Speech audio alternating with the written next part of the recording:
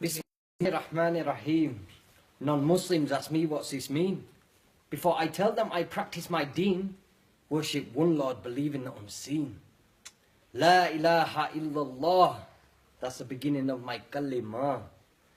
I remember before I reverted, I felt so alone and I felt so deserted. Had a pain in my heart and it kinda hurted, till Allah subhanahu wa ta'ala He inserted my guidance to Islam through the sound of the azan. It was like an alarm, and now I fast in Ramadan. So if you knew how I was back in the day, you'd say, no way, this guy wouldn't pray. But alhamdulillah, I came a long way, and if it wasn't for Islam, then I would have been astray.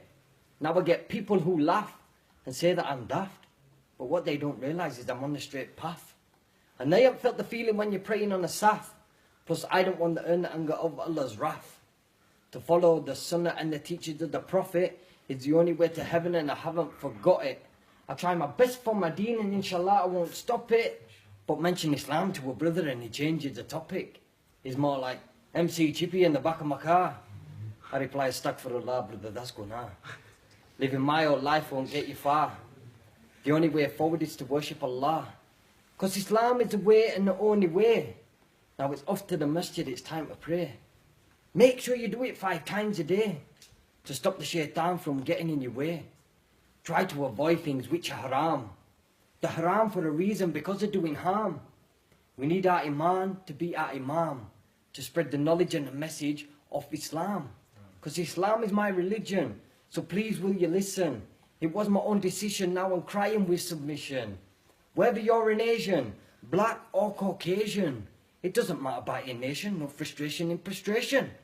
Being a Muslim is my fate. I'm glad it happened, could have been too late. Allahu Akbar, Allah's great. With all His mighty did create. The world we live in today, our bodies so we can pray, our mouths so we can say, Allahumma salli alayh. Because Muhammad sallallahu alayhi wasallam, at 40 received prophethood.